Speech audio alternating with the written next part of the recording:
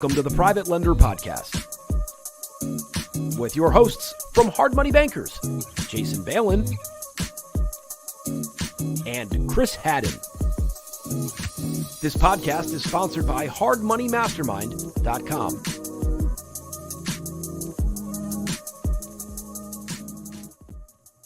Hey everyone, Chris and Jason here. Thanks for checking out the Private Lenders Podcast. We appreciate you taking a look or a listen to this episode. As always, our podcast is sponsored by hardmoneymastermind.com. Go check it out, create a free account, join the conversation with hundreds of other lenders from around the country. All right, so we're trying out a new segment today called a private lender case study. And I think this could expand into other things like the interviews that we've done sometimes in the past. I think it'd be a good idea to put more of an emphasis on some other lenders, from today and from the past and how they run their businesses so that the listeners and us, can learn and improve our own operations. This is going to be an interesting one because Rex Frost, to me, we're going to go through what we know. We knew the guy, he passed away some years ago, maybe 5 or 10 years ago. He was known around the Baltimore area forever, decades and decades, as the go-to hard money lender. And to me, he was like the epitome of the old school hard money lender, like pre-internet days, like pre a lot of stuff that you see from lending companies today, like, marketing and branding and like having like a company name awareness and stuff like that. Like this is before all that.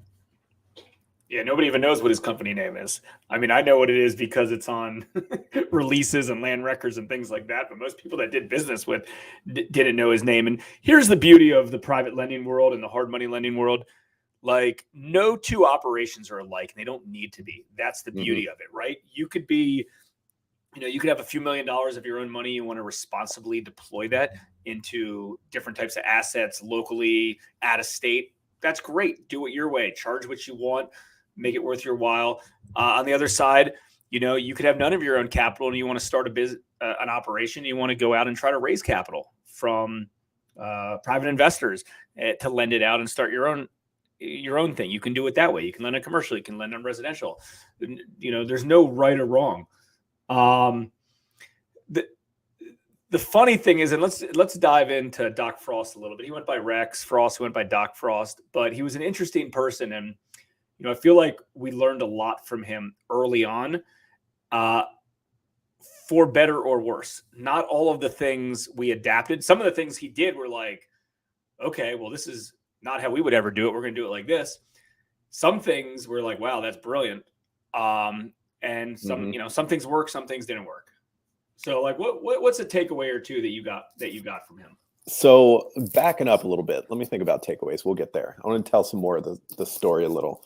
Do you know how he made his money originally? Because he lent his own money. Yes. So what happened was he had a development project in on the water in Baltimore, Essex, Dundalk, something like that. In essence, he developed, early on, he developed, I don't know, maybe like 50 home sites or something like that, sold them off, made a few $1 million. And, that was his seed capital to fund these loans. Okay. And that was way back in the day. Like we're talking 70s or 80s or something like that. I don't even know what kind of doctor he is. Is he? I don't even know if he is a doctor. I think he was. I don't know if he's a medical doctor or what, but like, yeah, the history on this guy is very interesting. We don't know all of it. He definitely didn't have like the standard real estate lender, financier, like background. I'll tell you that much. Right. So I first remember hearing about Doc Frost through a friend who was doing flips in the early 2000s in Baltimore area. This is before we were like fresh out of college, just getting into like real estate and like mortgage lending before we got in the hard money game. And I heard about him from a guy who we went to high school with named Tim, and he borrowed from him on some flips he was doing in Baltimore. And then later on, when we got in the private lending game, like you might have heard us mention before, we put some effort into meeting the other competitors, friendly competitors from around the area, both DC Metro and Baltimore area. And one of those meetings was a lunch with Doc Frost and his son. His two sons came into the business later on after he was already in it for decades. He was an older guy at the time, towards the end of his career. And they told us everything. Yeah, super transparent. Very transparent, open book. And one thing, there definitely gonna be some takeaways, but let's talk through it. One thing that I thought was very unusual about their operation, and there's a number of things. And mind you, he had hundreds of loans outstanding, millions of dollars, all his own that had grown over the decades, and made a lot of money, did very, very well. One thing that stuck out to me as unusual was their daily routine. I don't know if you'll remember this, but I remember. okay, the way they operated was every morning was in the home office. He had this big house north of Baltimore, and they would take phone calls on the home office line from 9 to 1. And first it was him. He had to answer every phone call. And then later on, one of his sons started helping him with the origination side of things. And they would both rock out new deals for that portion of the day. That was 4 hours of the day. And 4 days a week. Was it 4 days a week? I don't remember that part. They took Fridays off? Not Fridays. They all took Fridays off. So they would answer all the calls. Everyone knew that's when you could get them. And because, they started pre-cell phones and everything, like there was only one phone number and it was the home office line. It's the only way you can get them. They would talk to borrowers, originate new deals, and then they would break for lunch and then drive down to their office, which was in the south of Baltimore. And I think, were they in the same building as their law firm? Title company. Yeah. So the second half of the day, and who knows if they even had a phone there because they weren't originating anymore, was all loan portfolio. They were managing. They had they were known for not having the best like software and systems and stuff. I don't know exactly what their process was. They didn't have a software or a system. They didn't have a software or a system, but they were, I don't know, like on a large piece of paper. I don't even know how they did it. A whiteboard. They had this. They had a notepad. If you're watching this on video, they just had, a notepad of a notepad of all their outstanding loans, like a bookie.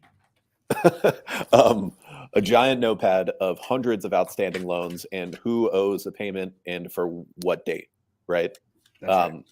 I never saw that office myself. I can only imagine what it was like. And that's what they would do for the afternoon.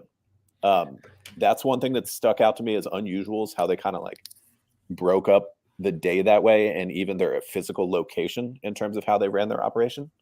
I'm very familiar with their process. Yeah. And you want to talk about their origination process? Because that was also. And I can add to it. There's so many different components to it. And as you're listening this or watching this, hopefully you'll get some key takeaways, good or bad, because they did have some good practices as well. Absolutely. And it was a massive numbers game for them. They talked to a lot of people on a regular basis, and they didn't do any marketing. They didn't have a website. They didn't have anything like that. Mm-hmm. But they were known by, you do good business in a certain area, people are going to continue to give you deals and deals and deals and deals and deals. So what their process was, and before we end, I'll talk about our original meeting that we had with them. Was we were trying to raise money from them because they were very well capitalized, and I'll tell you how that turned out because that's kind of an interesting story. So their process is you call them, they in essence like know the area already, right? Because they pretty much only lend in the city. Maybe they jump on MLS real quick. They quote you how much they can lend. If you're cool with that, it's like, here are terms. Because back in the day, 15 and 5 was pretty standard. Whatever it was, 14, 9, 9 and 5, 13 and 6. I don't know what it is. They quote you a deal. So it's like, hey, I'm buying 123 Preston Street for $100,000. It needs 40 in construction. Okay, cool. Hang on. Let me see what we can do. Okay, cool. We're going to come in at this number. You ready to proceed? And they're like, yep. Okay, here's the next step. Go to Brennan Title, which was the title company in the law firm that they worked out of, and drop off a check for the appraisal for $400, right? Because internally they would do appraisals with one of their kids. So he could either mail a check in. The other son did all the appraisals and inspections, I think. Exactly. So they could either drop it off. So they could either mail it or they could go drop it off. So they utilize their title company and their law firm as like their personal assistant employees. They didn't have any other employees except their family members. They were their loan processors. Yeah, they leveraged it. So what happened was they would drop off the $400 for the appraisal, and I think they made them fill like a handwritten application out as well to put it on file there. And then they said, okay, we'll call you when the appraisal is done, and we'll schedule closing. Like that was it, right? And this was a lot of very old school collateral based, a little bit less financials. Like, hey, I'm comfortable lending this kind of loan to own stuff. This is what I'm comfortable lending at in this particular neighborhood. So they would get an appraisal in. They'd call them back, or I don't even think they'd call them back. They'd say, hey, call back Brennan Title because they had to use that title company as well. Call back these guys in like 6 days and schedule your closing, or not 6 days, 2 days and schedule your closing. Or maybe what happened is they paid the $400 and then Brennan Title called them when the title was clean. And like that was it. Something like that. No, they were out after the original loan quote. It was like you're doing everything through this law firm / title company. They would take a loan application because that's the information they would need for loan docs. They would also do title. And I don't know if they had like I think the law firm actually did their default work too. Yep. If they decided they need to refer a loan back for default work. But they used them as, in essence, like a back office, like a loan processor, not collecting monthly payments. They did that on their own, but they might've even been their only client. Like no, they were not on the title side. They were a big title company. Maybe not on the title side, but like on the law firm side, like they had full-time jobs managing Doc Frost's loan process and also default stuff. You might have been their only client on the law firm side. Mm-hmm. No joke. No. So that was their process. Right. And I remember asking them specific questions related to some systems, some structuring of entities, and they're like, well, we don't know. Like they just do it. Like it's like, hey, in essence, it's like, yo, call this law firm, tell them, how you want to buy the property, and they'll structure it the way that's going to fit us as a lender, which is somewhat great in that case. I mean, obviously we come in and we're one of the youngest hard money lending companies at the time that I think, dared to enter this space. Late 20s, didn't have any capital of their own type of thing. A lot of people were old school, either kind of rich retired people or banker types. Like we definitely shook up the industry a little bit, but like we wanted to learn every aspect of it. And I think that was important, but that's not necessary. That's not always necessary. Like let the professionals. I know a lot of lenders that make a lot of money, that deploy a lot of money, that they don't know how deals are structured sometimes. Cause they're like, yeah, just call, my attorney handles that. And I'm like, okay. Yeah, we do. I mean, maybe we do know it on a more intimate level in terms of like, well, especially like deal structure and some of the legal aspects, maybe more than we need even. That's interesting thought. Hadn't really occurred to me. But I mean, one good takeaway for me is he really knew how to keep it simple in a business where people tend to overcomplicate the majority of things they do. Doc Frost kept it simple. They knew what their process was. They knew what their niche was. And they just did it over and over and over in hundreds and thousands of deals and decades of time. They kept it simple. And so I think that is one of my main takeaways from Doc Frost's operation. And I know you have one too. I know you have one that you mentioned before we started recording of one of your main takeaways from, learning from Doc Frost. I think that's a good one.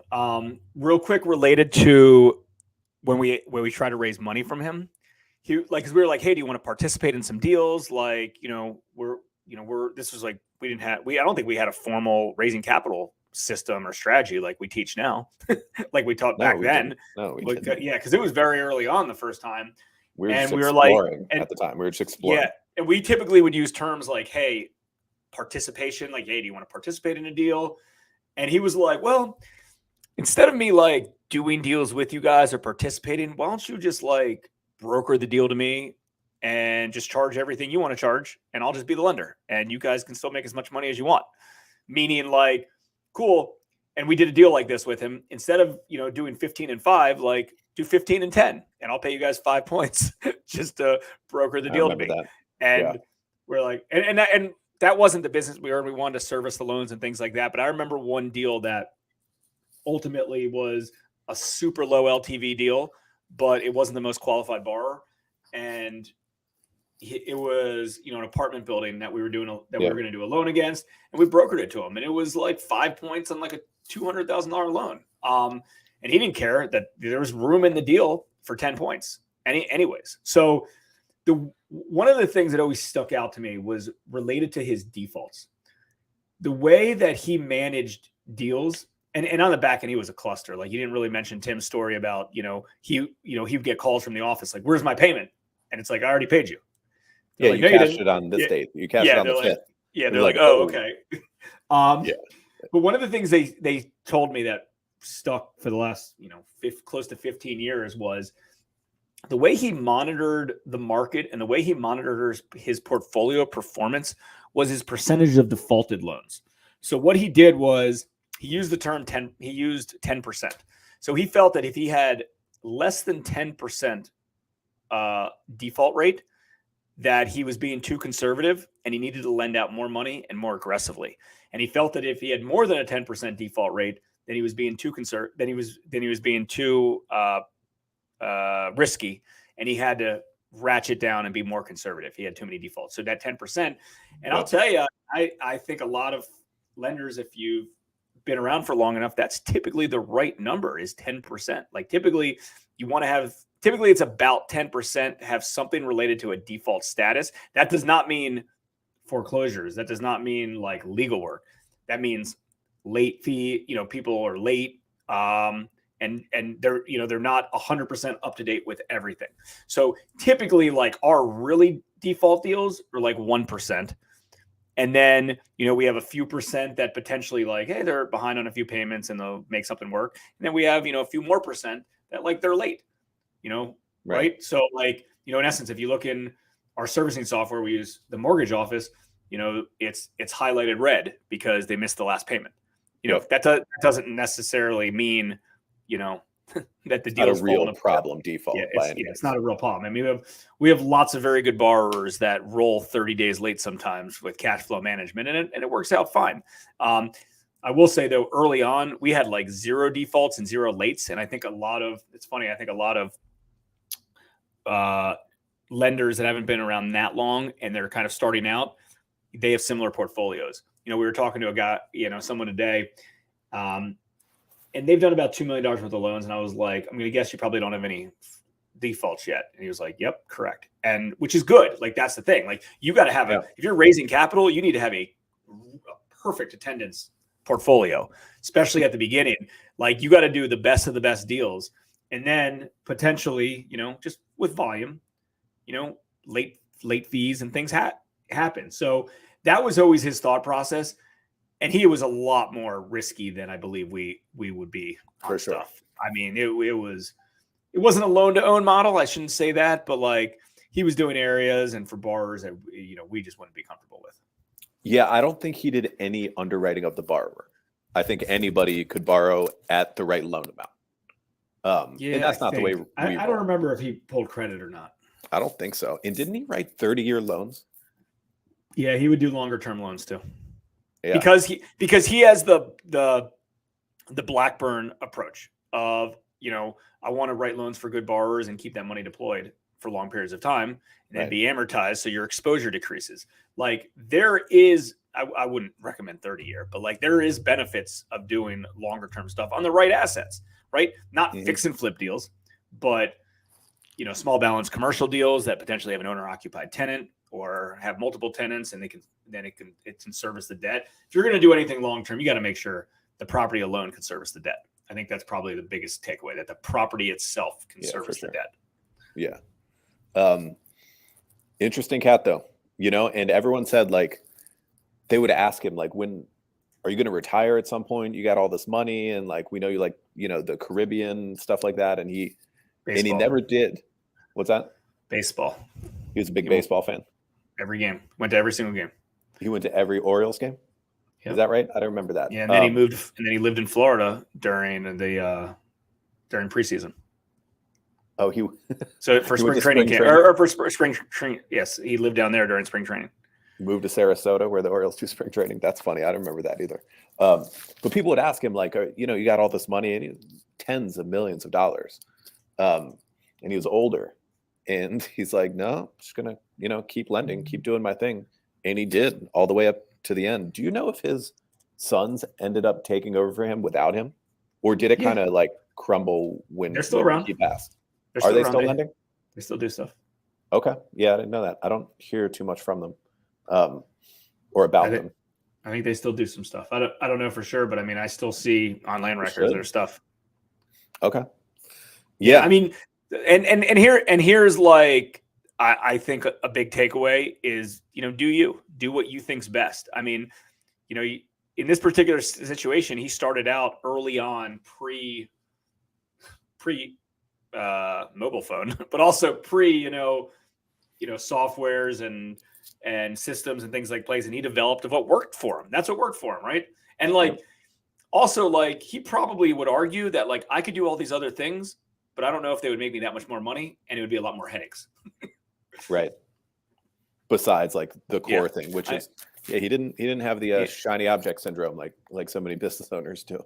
Yeah, exactly. So just, do what works best for you and then, learn from it and continue. And there's so many different ways to run your lending business. Yeah, for sure. Hope you guys learned some good stuff from the Doc Frost story. We're going to do more. We're going to do more, both like interviews and just, speaking about lending operations that we're familiar with so that everyone can continue to learn and take something away from other operations that we can add into our own. So yeah, hope you enjoyed Private Lenders Podcast. We hope to see you here on the next episode. And in the meantime, we will see you inside hardmoneymastermind.com. We hope you enjoyed this episode of the Private Lenders Podcast. Please note that the opinions stated by all the speakers on this show are only opinions and not intended for legal, financial, or accounting advice. Please make sure to always check with your own legal, accounting, and financial professionals. If you enjoyed this episode of the Private Lenders Podcast, we'd appreciate it if you would spread the word. Make sure to check out hardmoneymastermind.com, the #1 free community for new and experienced private and hard money lenders.